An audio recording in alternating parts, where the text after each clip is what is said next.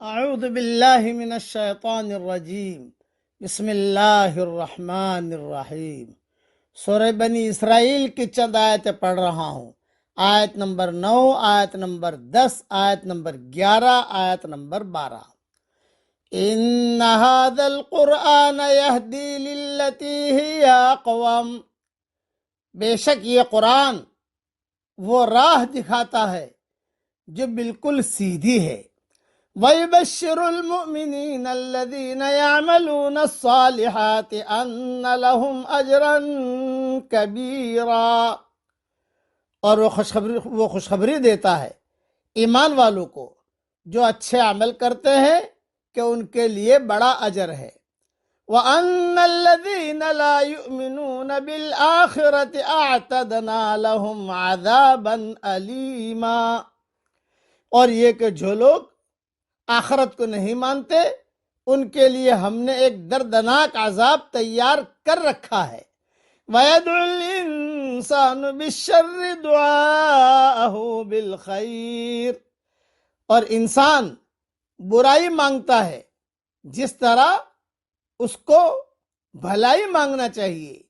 وَكَانَ الْإِنسَانُ عَجُولًا، اور انسان بڑا جلد باز ہے۔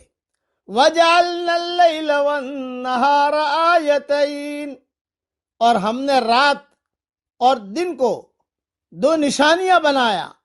فَمَحَوْنَا آیَةَ اللَّيْلِ وَجَعَلْنَا آیَةَ النَّهَارِ مُبْصِرَةً وَجَعَلْنَا آیَةَ النَّهَارِ مُبْصِرَةً لِتَبْتَغُوا فَضْلًا مِّن رَّبِّكُمْ، پھر ہم نے رات کی نشانی کو مٹا دیا اور دن کی نشانی کو ہم نے روشن کر دیا تاکہ تم اپنے رب کا فضل تلاش کرو۔ وَلِتَعْلَمُوا عَدَدَ السِّنِينَ وَالْحِسَابَ، اور تاکہ تم برسوں کی گنتی اور حساب معلوم کرو۔ وَكُلَّ شَيْءٍ فَصَّلْنَاهُ تَفْصِيلًا، اور ہم نے ہر چیز کو خوب کھول کر بیان کیا ہے۔ مختصر تشریح اس کی سن لیجیے جو بہت اہم ہے۔ انسان چونکہ جلد باز ہے اور بے حوصلہ ہے، اس لیے جب اسے تکلیف پہنچتی ہے تو اپنی ہلاکت کے لیے اسی طرح بد دعا کرتا ہے جس طرح بھلائی کے لیے اپنے رب سے دعائیں کرتا ہے۔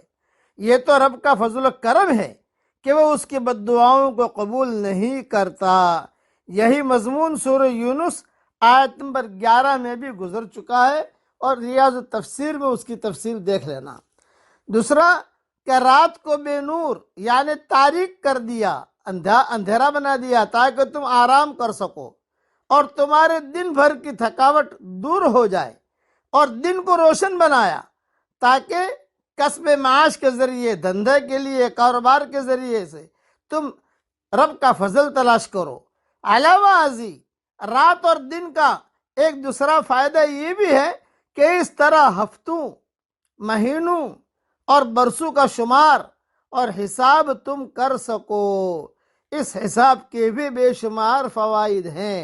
اگر رات کے بعد دن اور دن کے بعد رات نہ آتی بلکہ ہمیشہ رات ہی رات یا دن ہی دن رہتا تو ہمیں آرام اور سکون کا یا کاروبار کرنے کا موقع نہ ملتا، اور اسی طرح مہینوں اور سالوں کا حساب بھی ممکن نہ رہتا۔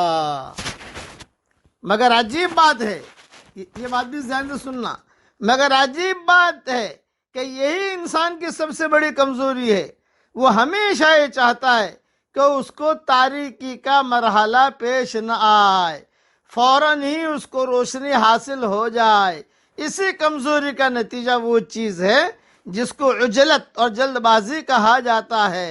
عجلت دراصل خداوندی منصوبہ پر راضی نہ ہونے کا دوسرا نام ہے، اور خداوندی منصوبہ پر راضی نہ ہونا ہی تمام انسانی بربادیوں کا اصل سبب ہے۔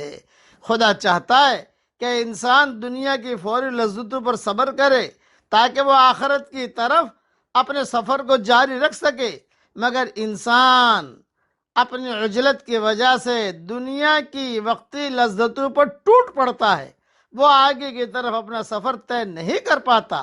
آدمی کی عاجلہ پسندی اس کو آخرت کی نعمتوں سے محروم کرنے کا سب سے بڑا سبب ہے۔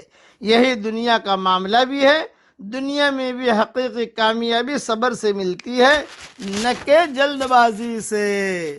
شادی کی میاں بیوی نے، دوسرے دن کہتا ہے کہ بچہ دے، یہ ہے مطلب اس کا۔ آج کاروبار کیا، تیسرے دن کہتا ہے نفع دے۔ نہیں، صبر کیجئے، میاں بیوی کی طرح زندگی گزاریے، آہستہ آہستہ اللہ اولاد بھی دے گا، آہستہ آہستہ اللہ کاروبار کو بھی چمکائے گا۔ ایک دم سے نہیں ہوتا۔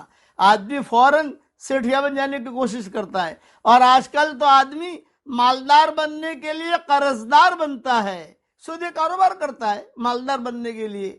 تو مالدار بننے کے لیے قرضدار بنا۔ اللہ تعالی ہم سب کو صحیح سمجھ عطا فرمائے، آمین۔ وآخر دعوانا ان الحمد للہ رب العالمین۔